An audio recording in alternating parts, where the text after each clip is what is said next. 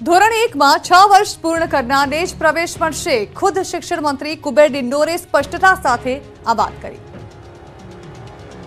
નવી શિક્ષણ નીતિમાં પહેલા ધોરણમાં પ્રવેશ માટે બાળકની વય 6 વર્ષ હોવી ફરજિયાત જ રહેશે।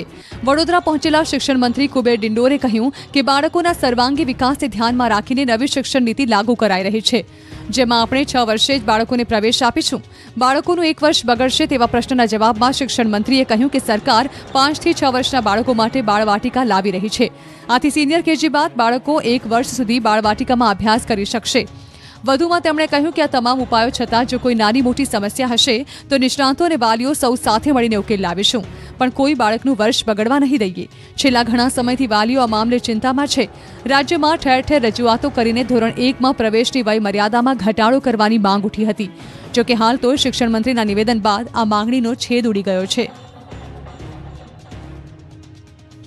કોડીનારમાં તસ્કરોએ એવો તો તરખાટ મચાવ્યો કે ભગવાનના મંદિરને પણ ન છોડ્યું। 5 જ દિવસમાં 3 મંદિરની દાનપેટીની ઉઠાંતરી કરી। કોડીનાર ઉના હાઈવે પર દેવડી ગામના ખોડિયાર માતાના મંદિરમાં રાત્રે 1:30 વાગે 2 તસ્કરો ત્રાટક્યા। દાનપેટી પાસે પહોંચ્યા, તાળું ન તૂટતા આખી દાનપેટી જ ઉઠાવીને બાજુની પડતર જગ્યામાં ભાગી ગયા। ત્યાં જઈને રૂપિયા કાઢી દાનપેટી ત્યાં જ મૂકીને ભાગી ગયા। વિસ્તારમાં તરખાટ મચાવનારા 2 ચોર છેલ્લા 5 દિવસમાં 3 મંદિરને ટાર્ગેટ કરી ચૂક્યા છે। પેઢાવડામાં આવેલા રગતિયા દાદાના મંદિરમાં પણ 2 ચોર આવીને દાનપેટી ઉઠાવીને ભાગી ગયા। 5 દિવસ પહેલા ચોરવાડી હનુમાન મંદિરને ટાર્ગેટ બનાવી હનુમાન દાદાનું મુગટ ચોરી લીધો। સીસીટીવીના આધારે પોલીસનું કહેવું છે કે ત્રણેય મંદિરમાં ચોરી કરનાર એક જ ટોળકી છે, કારણ કે ચોરી કરવાની પદ્ધતિ ત્રણેય સ્થળે એક સરખી છે। હાલ પોલીસે આ મામલે આસપાસના સીસીટીવી ફંફોડી ચોરને પકડવા તપાસ શરૂ કરી છે। છોટાઉદેપુરમાં બની એક ફિલ્મી કહાની। નકલી ઇન્કમટેક્સ અધિકારી બનીને આવેલા શખ્સોએ બનાવટી દરોડા પાડી ખંખેરી લીધા 4 લાખ રૂપિયા। છોટાઉદેપુરના ખટાશ ગામમાં નકલી ઇન્કમટેક્સ ઓફિસર બનીને દરોડા પાડનાર આરોપીને પોલીસે દબોચી લીધો। આરોપી વડોદરાના તબીબનો પુત્ર નિશાંત શાહ છે, જેણે નકલી ઓફિસર બની 9 દિવસ પહેલા અન્ય 5 આરોપી સાથે ખટાશ ગામના ફતેસી રાઠવાના ઘર પર દરોડા પાડ્યા। 2 કાર અને 1 બુલેટ સાથે પહોંચીને ઇન્કમટેક્સમાંથી આવ્યા હોવાનું કહી આખા ઘરની તલાશી લેવા લાગ્યા। ઘાસચારો પણ ફંફોડી નાખ્યો। ઘરમાંથી કુલ 4 લાખથી વધુ રૂપિયા લઈને તમામ 6 આરોપીઓ નાસી છૂટ્યા। ફરિયાદ બાદ પોલીસે સીસીટીવીના આધારે કારનો નંબર મેળવ્યો। કાર વડોદરાના તબીબની જણાતા ત્યાં પહોંચી તપાસ કરી। તબીબના પુત્ર નિશાંતની કડક પૂછપરછ કરતા તેણે સમગ્ર ગુનો કબૂલ્યો।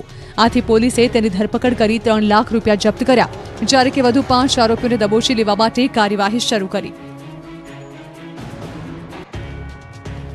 ગોધરા નગરપાલિકાએ શરમજનક હરકત કરી।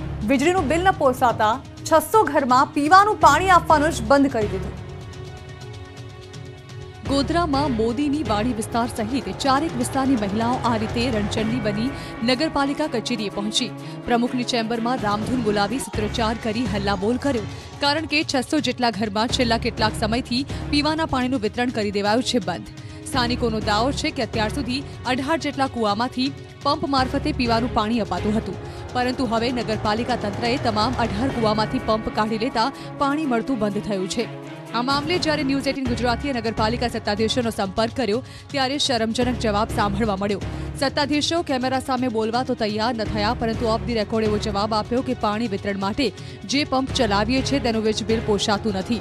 અહીં સવાલ એ છે કે તો પછી પાણી વેરાના રૂપિયા જાય છે ક્યાં? જો કોઈ વેરો નથી ભરતું તો વસૂલવાની જવાબદારી કોની? નગરપાલિકાની અણઆવડતના કારણે 600 પરિવારોને તરસ્યા કેમ રહેવું પડી રહ્યું છે? હાલ તો પાણી વિના 600 પરિવારો ટળવળી રહ્યા છે અને કલેક્ટરને આવેદનપત્ર આપી પાણી પહોંચાડવા માંગ કરી રહ્યા છે।